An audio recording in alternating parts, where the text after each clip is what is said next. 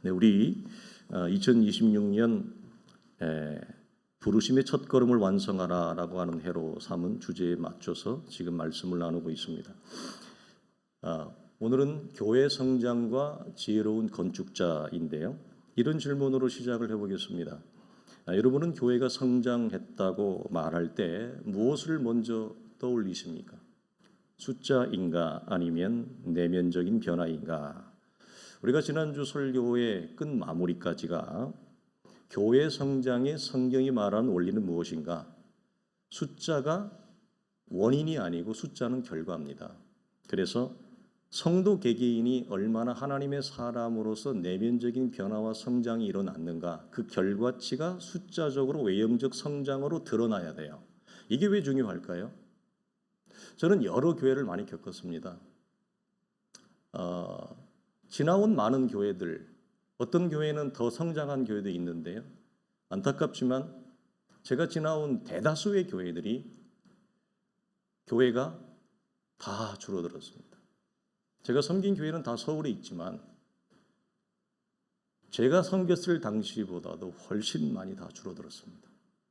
여러 가지가 있죠. 그만큼 우리 시대가 여러분 어려운 시대이긴 합니다만 성도 개개인이 영적인 변화와 성장이 이루어지지 않은 채 우리가 다 알 수 없는 어떤 인생의 조합이 있습니다. 목사가 꼭 실력이 있다고 해서 설교를 잘한다고 해서 교회가 성장하는 거 아닙니다. 반대로 목사가 무능하다고 해서 교회가 성장하지 않는 것도 아닙니다. 하나님의 교회는 하나님이 하십니다. 그런데 우리는 다 알지 못합니다. 예를 들어 이런 거잖아요. 어떻게 저런 사람이 저런 목회를 할까? 어떻게 저렇게 훌륭한 분이 저렇게 작은 교회를 목회할까? 이게 여러분 인생의 희비입니다. 이거 신비입니다. 모릅니다. 그런데 중요한 것은 뭐냐? 우리가 내면적으로 하나님 앞에 준비되고 변화와 내면적 성장이 일어나지 않았다면 우리가 준비된 그릇이 없는데 하나님의 어떤 은혜와 인생의 어떤 희비와 일치 때문에 교회가 숫자가 성장했어요. 그럼 어떻게 될까요? 저는 이걸 이미 많이 경험했죠. 교회가 수없이 나뉘어집니다. 교회는 성령의 하나 되게 하시는 걸 지킬 힘이 없습니다. 그 성도들은. 옛날 말로 쪽파, 대파 다 쪼개지고 그 안에서 목소리 큰 사람을 따라서 연병장에 줄 서듯이 교회가 1열, 2열, 3열 서게 되어져서 교회가 아주 그야말로 참 어떻게 말하기 어려운 딱한 현상이 여러분 교회 안에 일어나고 사람들이 오지만 이 사람들은 변화되거나 새로워지지 못하고 뒷문으로 우리가 흔히 얘기하는 뒷문으로 교회에서 계속 빠져나갑니다. 어느 정도 교회가 숫자가 모이면 1년에 최소한 그 교회의 규모 따라 지역 따라 다르지만 최소한 50에서 100명 이상 3,000명 이상 되는 교회는 1년에 300명, 500명이 새로 와요. 그런데 남는 사람은 별로 없어요. 그러면 기존에 있는 성도들은 어떻게 하느냐? 그 성도들도 질이 멸멸해요. 그래서 왜 교회 성장이 성경이 말한 원리가 내면적 성장이 우선인가? 이 차원에서 그렇다는 얘기죠. 그래서 성도 개개인의 영적 변화와 성장이 우리 속에 일어나야 되는 것은 너무나도 당연한 이치인데 그 이유는 그럼 왜 그래야 되느냐? 이 말씀드렸습니다만 더 중요한 성경적 표현이 있습니다. 그 이유는 이 보이는 건물이 교회가 아니라 성경은 우리가 교회라고 그래요. 이건 건물이에요. 이건 예배당이라고 그러고 성경이 말하는 진정한 하나님의 교회, 하나님의 성전, 공동체는 예수 그리스도를 믿음으로 구주로 고백하고 있는 내 자신이 하나님의 성전이고 그런 자들이 모여있는 이 공동체가 하나님의 성전이에요. 그래서 여기에서 눈이 열어지면 십자가라고 해서 다 십자가로 안 보여요. 눈이 열어지면 건물 사이즈나 숫자가 눈에 들어오지 않아요. 그럼 뭐가 들어올까요? 그 안에 있는 목사로 보면 그 교회의 강단에 선포되어지는 말씀이 참된 예수 그리스도의 십자가의 복음인가? 그게 들어오는 거고 성도들이 눈이 열어지면 어떻게 되죠? 그 안에 있는 성도들이 참된 변화와 거듭난 죄와 사망에서 건진받은 하나님의 사람들의 참된 신앙의 고백 위에 서 있냐? 그걸 보죠. 사람이 몇 명 모였더라. 저 교회는 몇천 명 모인데 그게 눈에 하나도 안 들어온다고요. 목사가 그게 들어오면 어떻게 될까요? 그런 교회 가는 겁니다. 왜? 그게 자기의 정체성의 확인. 무슨 말이에요? 나는 이만한 교회를 섬기고 있는 성공한 목사야. 그걸 무엇으로 환치해요? 세상적인 성공과 권력으로 환치하잖아요. 나는 3,000명 모이는 교회의 담임이야. 나는 이만큼 성공한 목사야. 그럼 이 자리에 목사 자신도 영적인 내면적 변화와 성숙이 깊이 연단되지 아니한 채 그런 교회를 담임할 수 있어요. 저는 많이 봐요. 많이 봐요. 여러분이 모르는 것보다 저는 이름 있는 목사들 많이 압니다. 교제도 같이 많이 해왔습니다. 가까우니까 알죠. 그 안에 영적인 연단과 내력이 그 사이즈를 목회할 목사가 아니에요. 그런데 하나님이 맡기신 어떤 이유와 조합 때문에 자 그러면 이게 연단이 안 된 목회자는 어떻게 여긴다? 이걸 사회적인 성공으로 여기는 거예요. 충분히 그럴 수 있죠. 왜? 목사도 인간의 욕망에 사로잡히니까. 목사라고 뭐 인간의 욕망에 사로잡히지 않을 수 있나요? 당연히 사로잡히죠. 그러면 눈에 비늘이 쓰여집니다. 육체의 욕망과 욕심으로. 그러면 그때부터는 계속 교회의 성장과 대중성 위주로 교회가 방향성을 틀고 나가는 것입니다. 왜? 교회 성도들의 내면적 변화와 성장을 다른 걸로 지켜낼 유지할 힘이 없어요. 그러니까 계속 1년 내내 끊임없이 프로그램을 가동합니다. 그리고 새로운 프로그램이 뭐 미국이나 유럽이나 아니면 어느 교회에서 새로운 어떤 프로그램을 했는데 그것으로 교회가 되더라. 사람들이 좀 모이더라. 그러면 그 프로그램을 계속 업데이트하는 거예요. 윈도우 업데이트하듯이 계속 프로그램을 업데이트하는 거예요. 그래야 그 덩치를 유지를 하니까. 그래야 그 성도들의 모함을 채워줄 수 있으니까.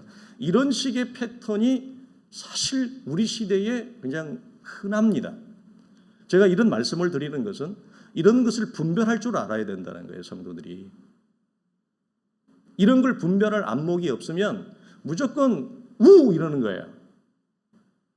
그래서 이런 차원에서 말씀을 드립니다. 자, 그래서 우리가 아는 대로 에베소서 2장에 너희는 사도들과 선지자들의 터 위에 세우심을 입은 자라 주 안에서 성전이 되어 가고 너희도 성령 안에서 하나님의 거하실 처소가 되기 위하여 지어져 간다. 동사가 길은 되게 중요해요. 우리가 하나님의 교회됨으로 성전됨으로 내가 되어가고 있느냐, 얼만큼 되어가고 있느냐, 이 차원에 내 자신이 교회라고 하는. 그래서 우리가 우리 교회의 성장을 원합니다. 우리 성도들은 다 원해요.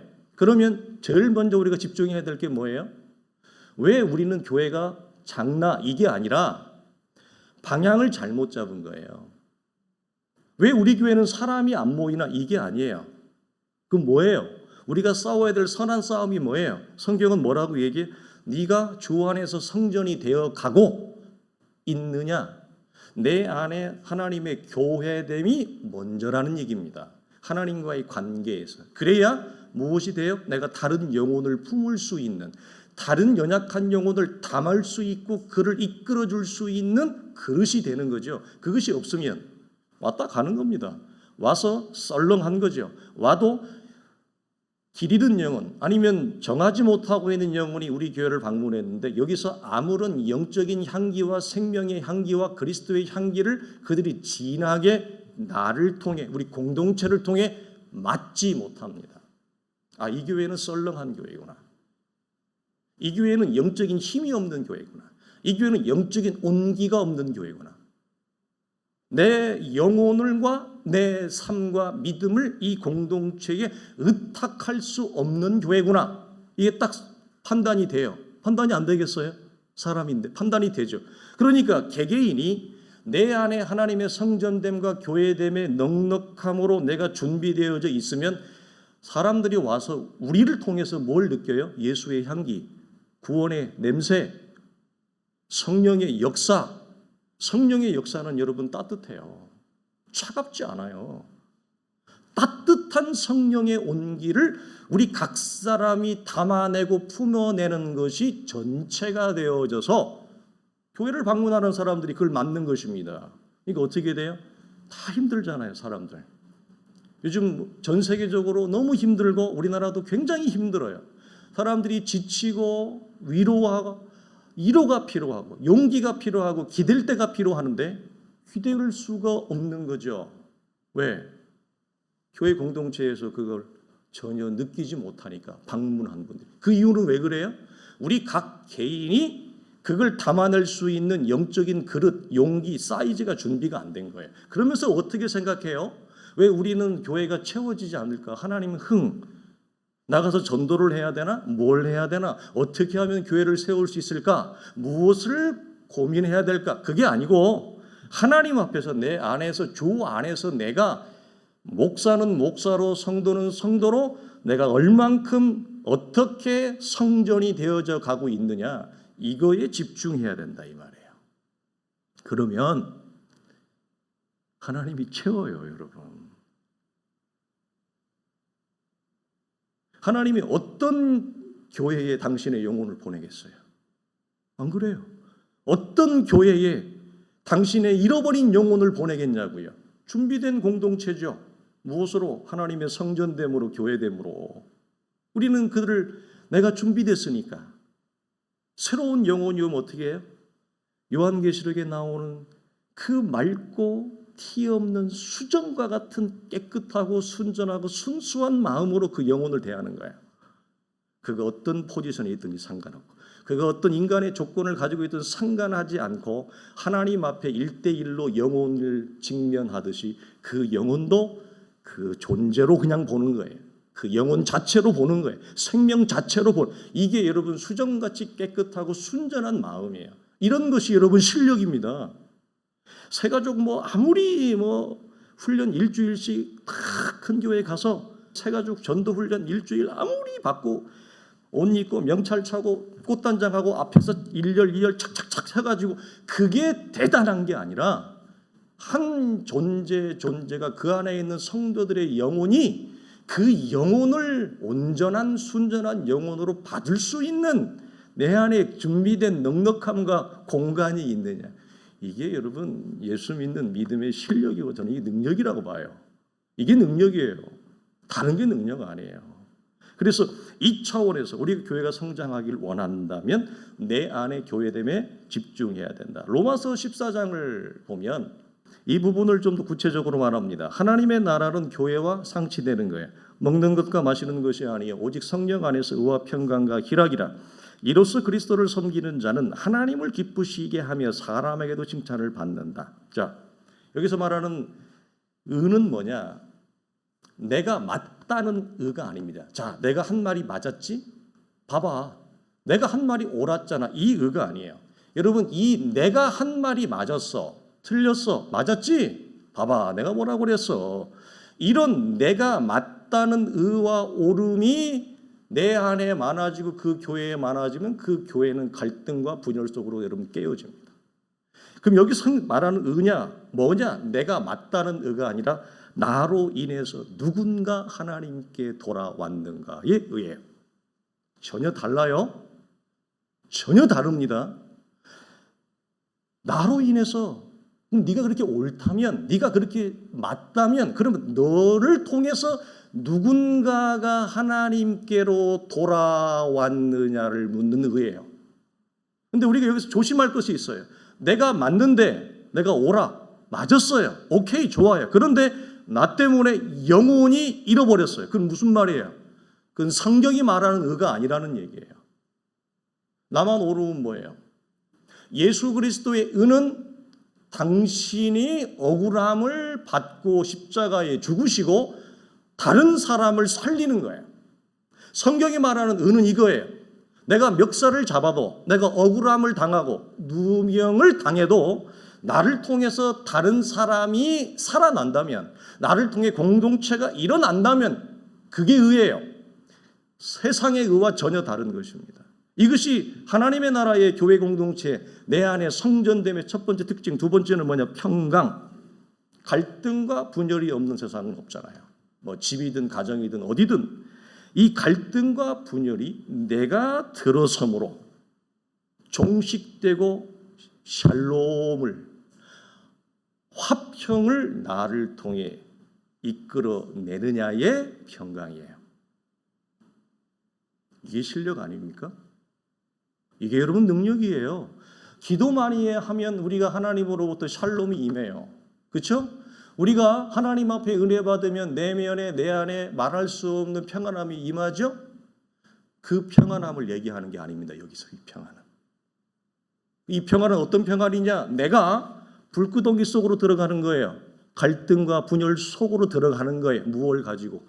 예수의 십자가를 가지고, 그리스도의 복음을 가지고 갈등과 분열 속으로 들어가는. 누가 그 들어가려고 하겠어요? 힘든데. 나 사는 것도 힘든데 그 속으로 들어가 나로 인해서 갈등과 분열이 종식되어지고 서로 악수를 하게 되어지느냐? 네 안에 그런 교회됨이 성전됨이 이루어졌느냐? 이걸 얘기하는 거예요. 여러분 놀라워. 이게 진짜 예수 믿는 실력이라고요. 이제는 우리 교회는 이 정도 이제 이게 여기서 대전환이 일어나야 되는 거예요. 이제 교회가 개척돼서 한 마디 7년쯤 왔으면 이제는 성도들과 우리 전체 공동체가 이런 얼굴과 내용과 실력으로 딱 서서 이제는 이전과 다른 얼굴, 이전과 다른 존재로 서서 이런 의와 평강이 나를 통해 드러날 수 있느냐? 이거죠. 마지막 희락은 뭡니까? 길을 몰라 헤매는 사람이 여러분 어디 한둘입니까? 이 땅에? 목사도 때로는 방향을 잃고 길을 몰라 어찌할 바를 모릅니다. 목사 자신도. 그런데 우리 모두는 여러분 어찌합니까? 우리도 마찬가지죠. 우리는 길을 몰라 헤매는 자들이 나를 통해서 길을 찾게 하는 기쁨. 여러분 길을 잃어버렸다 길 찾으면 기쁨이 있잖아요. 방향을 헤매고 있는데 방향을 찾으면 기쁨이 있잖아요. 그 기쁨을 말합니다. 희락. 그러니까 전부 다 이 의와 평강과 희락이 방향과 초점이 어디에 맞춰져 있어요? 내가 아닌 이웃입니다. 나 하나만 샬롬이 있으면 돼. 나만 희락이 있으면 돼. 나만 의로우면 돼. 이게 아니라 네가 그렇게 의롭고 네가 그렇게 평강이 있고 네 안에 그렇게 희락이 있다면 너를 통해 다른 사람이 얻는 의는 뭐냐? 너를 통해 다른 사람에게 확장되어지는 평강은 뭐냐? 너를 통해 다른 사람에게 확장되어지는 희락은 뭐냐? 개인의 의와 평강과 희락이 공동체 전체 다른 타인과 이웃에게 확장되어지죠. 그래서 교회가 성장한다 이 말이에요. 이게 성경이 말하는 부흥이에요. 이게 성경이 말하는 영적 성장의 원리예요. 근데 우리는 이걸 거꾸로 간다고요. 이건 그렇다 치고 뭐라고 이렇게 얘기해. 그건 기본으로 치고 이 말이 제일 무서워요. 기본이 안 되는데 이걸 기본으로 친대요. 기본이 안 되는데 이걸 기본으로 치고 어떻게 하면 사람들이 많이 모이는 교회로 만들 수 있을까에 집중한다면 방향과 중심을 완전히 잃어버린 거죠. 자, 그래서 우리는 이런 차원에서 지난 6년, 이제 올해 7년 차인 우리 교회가 전체가 부르심의 첫걸음을 하나님이 왜 완성하는 해라고 이 말씀을 주었느냐? 저는 이걸 하나님이 이제는 우리에게 기대하신다고 봐요. 저는 늘 묻습니다. 하나님 앞에. 하나님, 내년도 주의 교회를 이끌어갈 방향, 탈을 주시옵소서. 여러분, 제가 개인적으로 정하는 거 아닙니다. 그런데 기도하고 잠깐 있는데 성령께서 이 문구를 주시면서 제 마음에 주시는 하나님의 감동은 뭐냐? 이제는 지난 6년의 연단이라고 하는 그 좁은 길, 누가 개척을 하려고 그러고 더군다나 목사는 그렇다 쳐도 성도들이 다 큰 교회 가려고 그러고 시설 좋은 교회 가려고 그러고 사람 많이 모이는 교회 가려고 그러고 그런데 우리 성도들이 목사도 아닌데 이 연약한 목사와 함께 마음을 모아서 주의 교회를 개척하려 여러분 이건 보통 은혜가 아니에요. 이건 정말 특별한 은혜예요. 특별한 부르심이라고요. 이런 부름을 우리가 걸어왔는데 하나님 말씀하시는 이제 그 지난 6년의 연단과 광야의 훈련과 믿음의 걸음이 너를 어떤 교회됨으로 어떤 하나님의 나라됨으로 하나님의 사람됨으로 네가 서게 되어졌는지 이제는 그 첫걸음의 마침표를 찍으라. 성령께서 주신 여러분 분명한 음성이에요. 우리 공동체 전체에게 저는 분명히 말할 수 있어요. 우리가 이 마침표를 향해서 가까이 가면 하나님은 우리 교회를 여러분 채우십니다. 성령이 역사하신다니까요. 여러분 이 놀라운 하나님의 은혜예요. 그런데 우리는 이 중심을 잘못하면 잃어버리면 안에서 새는 바가지가 됩니다. 안에서 새는 바가지가 된다고 우리 신세가 영적으로 자기 자신을 잘 볼 수 있기를 바랍니다. 그러면 사역자의 역할은 뭐냐? 저는 사도가 쓰는 관용적인 표현인데 사도는 늘 이런 표현을 씁니다. 내게 주신 은혜를 따라. 이게 신앙이에요. 사도는 항상 뭐라고 하느냐? 내게 주신 은혜를 따라 나는 지혜로운 건축자가 되어야 한다. 은혜를 빼고 자신의 지혜를 얘기하지 않습니다. 그럼 여기서 왜 지혜로운이라는 말을 쓰느냐? 여기서 여러분 지혜롭다고 하는 말은 일반적으로 건축의 의미에서는 집 짓는 기술이 좋다는 얘기예요. 우리 교회 이전할 때 우리 교회는 이 건축에 달란트가 있는 분이 있어서 저는 참 편했습니다. 알아서들 다 해버리니까 저는 참 복받은 목사예요. 저한테 와서 컨펌만 받고 이렇게 상의만 하고 알아서들 다 해버리니까 너무나 저는 행복하고 좋았는데 왜 지혜롭느냐? 집을 짓는데 되는 대로 막 짓지 않기 때문에 지혜롭다고 그래요. 그럼 여기서 그 되는 대로 막 짓는다는 건 뭘까요? 교회를 짓는 재료를 쓰지 말아야 될 재료를 가져오지 않는다는 얘기예요. 지혜롭다는 분별이죠. 무엇으로 하나님의 교회를 세워야 될지를 아는 사역자, 그게 지혜로운 사역자예요. 그런데 하나님의 교회를 일으켜 세우고 우리처럼 이렇게 터를 닦아가고 세워가는 데서 사용하지 말아야 될 재료, 그게 무슨 재료예요? 나무나 풀이나 집. 사용해야 될 재료는 뭐예요? 금과 은과 보석이에요. 어떤 차이예요? 하나는 썩어지지 않는 거예요. 하나는 썩어져 버릴 거예요. 그런데 자, 여기 중요한 질문이 있어요. 이거 썩어질 재료인 것을 뻔히 아는데도 왜 하나님의 교회를 세우는데 썩어질 재료를 사용했을까요? 물어봅니다. 왜 물어봅니다. 왜 그럴까요? 그러면 교회가 빨리 세워지니까. 금과 은과 보석은 가공하는 데만 해도 시간이 많이 걸려요. 건축하는 사람의 입장에서는 일을 힘들게 하고 싶지 않은 거예요. 자, 되는 대로 자기 편한 대로가 아니라 성경이 말하는 대로 사도들이 우리에게 방향을 제시해 주는 대로 하나님의 교회를 세우라는 거예요. 이것이 금과 은과 보석으로 하나님의 교회를 세우라는 얘기입니다. 근데 이걸 어떤 사람은 이걸 얼추 눈치를 채는데도 왜 굳이 이것을 사용하느냐? 금은 보석은 시간이 너무 많이 걸린다는 거야. 일하는데 너무 힘들어요. 교회를 세워가는데 너무너무 힘들어요. 금과 은과 보석은 더딜 뿐만 아니라 여기에 중요한 의미가 있어요. 그 어떤 의미일까요? 연단의 의미가 있어요. 우리가 하나님의 교회를 세워갈 때 제일 힘든 게 뭘까요? 제일 힘든 게 뭐죠? 하나님 앞에 연단이라고 하는 이 광야의 인내의 시간이 우리에게는 제일 힘듭니다. 이것이 없이 하나님 앞에 쓰임받는 개인이나 교회는 없습니다. 성경에 광야의 연단과 훈련을 통과하지 않고 쓰임받은 인물이 있으면 여러분 말해보십시오. 창세기부터. 없습니다. 그러면 교회 공동체 전체도 마찬가지입니다. 우리가 하나님의 교회를 세워갈 때 하나님 우리에게 먼저 행하시는 것이 뭐예요? 교회 공동체 전체의 광야의 연단, 인내예요. 그래서 금과 은과 보석은 하나님이 뭐라고 말씀하시느냐? 요셉에게 임했던 것처럼 여호와의 말씀이 나에게 응하여 성취되어지는 그 인내의 시간이 공동체 전체에게 필요한 거예요. 근데 이걸 하면 숫자는 성장이 안 되고 너무너무 질이 멸멸하고 힘든 거예요. 훈련이 어렵잖아요. 제자도라고 하는 말의 가장 기본적인 말은 뭐냐면 훈련받는 자라는 말이에요. 원래. 그러니까 그리스도의 제자로서 하나님의 교회를 세워나갈 때 내가 훈련받는데 남자들이 군대 싫어하는 이유가 어디 있어요? 다 이것 때문에 그렇잖아요. 원하지 않는 훈련을 받아야 되잖아요. 원하지 않는 시간에 일어나야 되잖아요. 원하지 않는 장소로 내가 가야 되잖아요. 이것 자체가 너무 힘든 거예요. 우리가 하나님의 교회를 세워갈 때 가장 힘든 건 뭐냐? 원하지 않는 시간과 장소와 때 그 시간과 기간도 모르는데 내가 훈련받는 거예요. 그런데 지혜롭다고 하는 말은 뭐냐? 이 재료를 쓰면 안 된다는 걸 알아요. 이 건축자가. 건물은 좀 빨리 올라갈 수 있어요. 근데 이걸로 세우면 건물이 안 되는 거예요. 무슨 말이에요? 하나님의 교회가 될 수가 없는 거예요. 그래서 그걸 배제하는 거예요.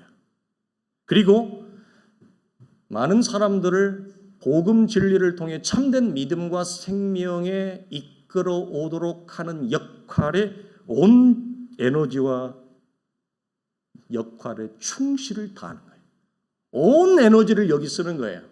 우선 사역자도 교회 성장이 우선이 아니라 한 사람 한 사람이 얼마나 하나님의 사람으로 이들이 되어졌는가, 변화되어져 있는가, 이 사실에, 믿음에 이르게 하는 사실에 온 마음을 다하는 거예요.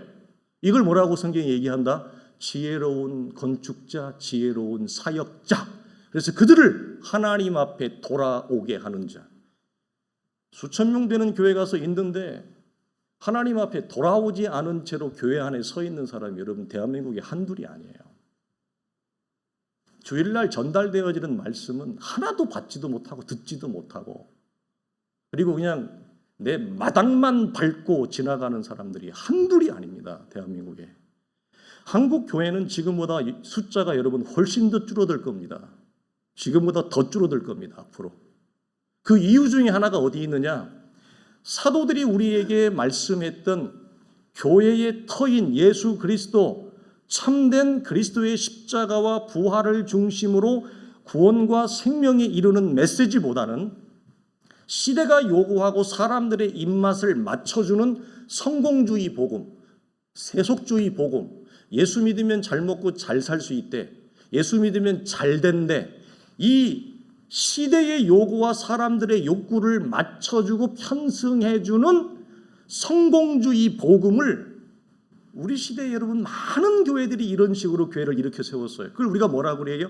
신비주의와 기복주의가 섞여 있는, 이건 여러분 다른 복음이에요. 기독교의 복음이 아니에요. 성경이 말하는 복음이 아니라고요. 이 성공주의 복음을 교묘히 전하여서 교회의 영적인 말을 할 수가 없죠. 숫자적인 성장을 도모한 교회가 어디 한둘이고, 그런 메시지에 환호하고 그런 메시지에 입맞춘 성도들이 한둘입니까? 그런 서로의 필요와 요구에 상승해서 모인 교회, 그래서 숫자적으로 많아진 교회.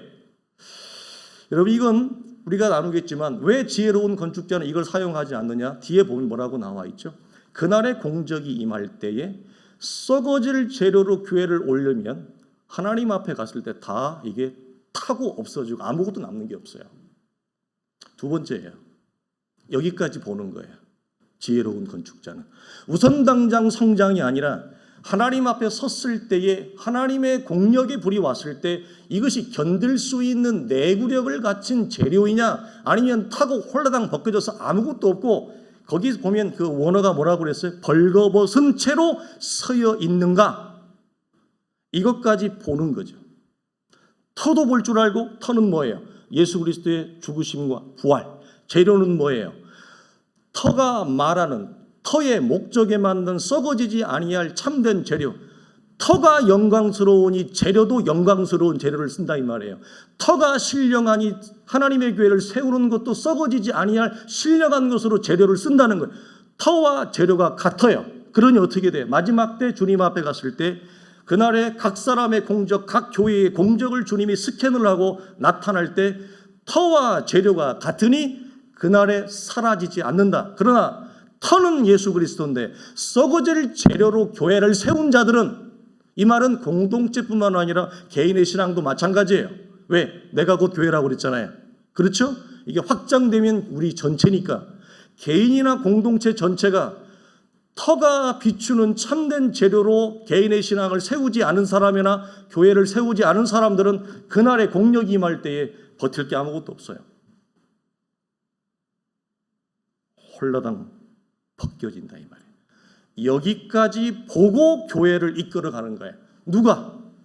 사역자가. 그리고 한마디 더 한다면 교회의 장로님, 교회의 중직자는 여기까지 보는 안목과 시선을 가지고 있어야 그게 중직자예요. 그게 중직자라고요. 여기까지를 보는 거예요. 여러분 굉장히 중요한 노릇이죠. 그래서 봅시다. 다니엘서 보면 지혜 있는 자, 똑같은 말이에요. 궁창이 빛과 같이 빛날 것이요 많은 사람을 옳은 대로 돌아오게 한 자는 별과 같이 영원토록 빛나리라. 여기 잘 다스리는 장로는 지혜 있는 자를 대신하는 거예요. 말씀과 가르침에 수고한 이들을 더하는데, 여기서 배나 존경하라는 말은 무슨 말이냐? 여기 잘 다스리는 장로들을 단순히 설교를 잘한다는 말이 아니에요. 사람들한테 인정받는 그런 장로를 얘기하는 게 아니에요. 터가 지시하는 참된 십자가의 복음으로 사람들을 믿음에 돌아오도록, 하나님께 돌아오도록 하는 장로를 얘기해요. 그래서 바울은 뭐라고 얘기하냐? 우리의 소망이나 기쁨이나 자랑이나 면류관이 뭐냐? 우리를 통해 예수 믿게 된, 우리를 통해 주께 돌아오게 된 너희가 아니냐. 이게 하나님 앞에 우리의 자랑이에요. 목사의 자랑은 나를 통해 얼마나 많은 사람들이 하나님께 돌아왔느냐, 생명 얻은 자가 얼마냐, 믿음에 이른 자가 얼마냐. 여러분 마지막 계시록을 보십시오. 주님이 무엇을 물으시는지. 어느 민족이었느냐 안 물어요. 너 어느 종족이었냐 이거 안 물어요. 너 공부 얼마나 많이 한 목사냐 이거 안 물어요. 너 몇천 명 목회하다 한 목사 이거 하나도 안 물어요. 계시록을 보세요. 다니엘을 보세요. 하나도 없어요. 주님 뭘 봐요? 네 안에 어린 양 보혈의 세마포가 있느냐? 그리고 너를 통해 돌아온 자가 몇이냐? 너를 통해 주께로 돌아온 자가 몇이냐? 이게 교회됨이에요. 이걸 아는데 하나님의 교회를 썩어질 신속하다고 해서 빨리 지는다고 해서 잘못된 재료로 하나님의 교회를 세울 수 있다고요? 저는 이렇게 믿어요. 그 사람은 하나님이 부른 종이 아니에요. 하나님이 정말 부르시고 세운 종은 하나님의 말씀을 전합니다. 다른 말을 할 수 없습니다.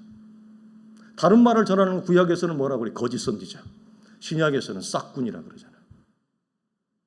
이것이 여러분 우리가 올해 새해 우리가 고민하고 같이 세워져 가는 아름다운 겁니다. 자, 그래서 지혜로운 건축자란 고린도전서 4장 6절에 있는 말씀대로 자, 이 말씀 보면 기록된 말씀 밖으로 넘어가지 않는 거예요. 자기 마음대로 목회하는 게 아니에요.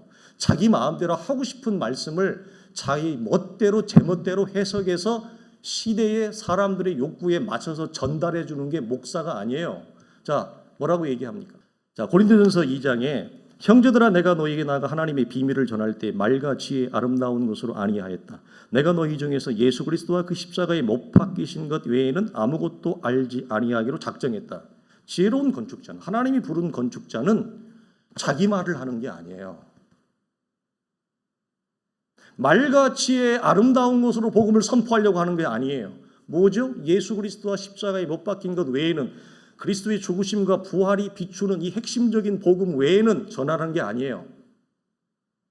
이게 지혜로운 건축자예요. 자, 교회의 터인 그리스도와 그리스도의 죽으심을 중심으로 전하라고 했는데 갈라디아서 6장을 봅시다. 1장을 보면 사도가 이렇게 얘기합니다. 다른 복음을 따르는 것을 내가 이상하게 여기더라. 우리나 혹은 하늘로부터 온 천사라도 우리가 너희에게 전한 복음 외에 다른 복음을 전하면 저주를 받을지어다. 이는 내가 사람들에게 좋게 하랴 하나님께 좋게 하랴 사람에게 기쁨을 구하랴 내가 지금까지 사람들의 기쁨을 구하였다는 그리스도의 종이 아니니라. 자, 사도는 요한계시록 마지막까지 이 말을 한 번 더 해요. 사도 요한이 뭐라고 얘기하냐? 요한계시록에서는 예수 그리스도가 전한 복음 외에 다른 것을 덧대면 너를 내가 하나님의 나라의 생명책에서 빼버리라. 하나님의 아들의 죽음과 부활이 비추는 복음 외에 다른 복음으로 여기서는 다른 복음이라고 하고 우리가 이걸 유사복음이라고 그래. 비슷한 복음이라고. 왜 유사복음이라고 얘기하죠? 성경이 쓰는 기독교적인 단어는 다 동원해요. 그런데 예수 그리스도의 죽음의 원리와 핵심이 없어요. 부활의 죽으심과 원리가 없어요. 그리고 무엇을 맞춘다는 거예요? 다른 복음은 사람들이 원하는 시대적인 복음. 그 시대적인 복음이 뭐예요? 이 땅에 성공하고 내가 잘 되는 겁니다. 이 영향이 여러분 우리가 나는 아닌 것 같다고 여러분 생각할 수 있습니다. 우리 교회는 목사님이 이런 식으로 말씀을 전하지 않으니까 우리는 이 성공주의 복음, 이 세속주의 복음에서 나는 여러분 자유하다고 생각하십니까? 그렇지 않습니다. 이건 우리의 본성이기 때문에 왜 이것이 사람들의 욕구에 딱 들어맞느냐? 아니 이 땅에서 다 성공하고 형통하고 잘 되고 싶지 사회적으로 높은 포지션에 올라가고 싶지 누가 가난하게 살고 어렵게 살고 싶은 사람이 어디 있겠어요? 이건 우리의 본성이에요. 이걸 교묘하게 다른 복음, 유사 복음으로 색깔을 입혀서 옷을 입혀서 전해왔다 이 말이에요. 그래서 우리의 이 기호에 딱 맞아요. 이런 복음이, 이런 설명이. 그래서 이런 류의 복음을 전하면 사람들의 입맛을 맞추는 복음이라는 거예요. 사도는. 그런데 이렇게 복음을 전하면 뭐라고 얘기하죠? 너는 저주를 피할 길이 없다. 성경에 나와 있는 모든 저주가 네 머리로 돌아갈 것이다. 그 목회자에게. 요한계시록은 뭐라고 얘기한다고? 더하거나 빼면 네가 하나님의 말씀을 전할 때에 내가 전하라고 하는 말 외에 네가 임의로 네가 덧대고 빼고 네가 수정해서 네 마음대로 전했지, 사람들이 원하는 복음을 전했지, 내가 너를 하나님의 나라의 생명책에서 빼리라. 요한계시록 마지막 보세요. 집에 가서 뭐라고 돼 있는가? 내가 너를 그것도 빼어 버리리라. 이렇게 돼 있어요. 무시무시한 것입니다. 그러니까 우리는 이런 식으로 복음을 전할 수 없는 거예요. 그러나 안타깝게도 욕구와 소비가 서로 입을 맞추면서 우리 시대에 성공주의를 등에 업고 숫자적 성장을 도모한 교회가 한둘이 아니고 지금도 여전히 교회의 방향타를 이쪽으로 두고 있는 교회가 한둘이 아니지 않습니까? 여기서 자유롭지 않지 않습니까? 한국 교회가. 그래서 조국의 교회가 140년이 되었지만 소금이 맛을 잃어버린 형국이 되어진 것입니다. 이 땅에 복음이 들어오니 140년이 되었습니다. 그러나 지금처럼 이 시대의 기독교가 사람들에게 지탄을 받고 욕을 받고 한숨거리가 되어지고 사람들에게 외면당하는 시대는 없었습니다. 왜 그렇습니까?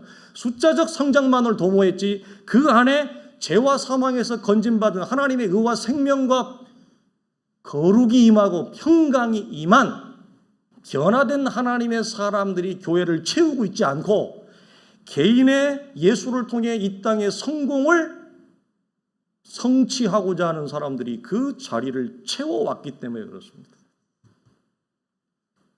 우리가 여러분 이건 고백하고 인정해야 돼요. 그래야 교회가 다시 회복해요. 그래서 우리가 제일 고민하는 것 중에 하나가 뭡니까? 아니, 내가 예수를 교회를 한두 해 나온 것도 아니고 내가 이 어려운 형편에서도 이런 직분을 내가 감당했고 이 어려운 상황에서 내가 이렇게 11조 했고 교회에 무슨 뭐 특별한 일이 있다 그러면 특별한 금도 했고 그런데 내가 왜 이렇게 어려움을 당해야 되느냐? 모든 성도들이 가장 큰 물음표는 내가 예수를 믿는데 왜 내가 원하지 않는 어려움이 내 삶에 찾아오냐는 거예요. 인생에 고난이 오면 기복주의와 신비주의라고 하는 이 성공주의 복음을 받았거나 아니면 거기에 이렇게 오염이 되어 있는 사람들의 특징이 뭐냐? 인생에 어려움과 고난이 찾아오면 이걸 헤쳐나갈 힘이 없어요. 무슨 말이에요? 해석할 능력이 하나도 없다고요. 내가 예수 믿는데 내가 왜 어렵게 살아야 돼? 예수 믿는데 내가 왜 힘들게 살아야 돼? 내가 잘 돼야지. 잘 돼야지. 그래서 우리는 어떤 공식이 생겼어요? 한국교회 안에 기복주의 영향 때문에 예수를 잘 믿으면 잘 믿을수록 뭐한다? 성공의 법칙은 더 가속화된다. 나는 더 높이 올라가는 거예요. 헌금을 많이 하면 많이 할수록 나는 더 높은 달에 올라가는 거예요. 우리 송구영신 때 나누었잖아요. 엘리야가 사르밧 가부한테 아무것도 없고 이거 하나 먹고 자살하려고 하고 오죽하면 자기랑 애랑 같이 자살하려고 했겠어요. 오죽 인생이 소망이 없으면. 그런 인생에게 찾아가서 엘리야가 나를 위해 떡을 달라 그러니까 이게 속이 뒤집을 일 아닙니까? 이게 엘리야가 맞아요? 이게 주의 종이라는 사람이 입에서 할 말이 맞냐는 거예요. 그런데 갈등하고 있으니까 엘리야가 뭐라 그랬죠? 너 이렇게 힘든 조건인 거 내가 다 알아. 그런데 너 이렇게 힘든 조건에서 너 하나님 말씀대로 나한테 떡 먼저 가져오면 너 하나님이 너에게 말할 수 없는 복을 준다? 이렇게 덮밥을 던지지 않아요. 그런 얘기 안 해요. 딱 뭐라 그랬죠? 딸아, 두려워 말라. 이순신 장군 영화에서 마지막 명대사가 뭐죠? 할 수 있겠느냐? 그 말이 거기에 할 수 있겠느냐?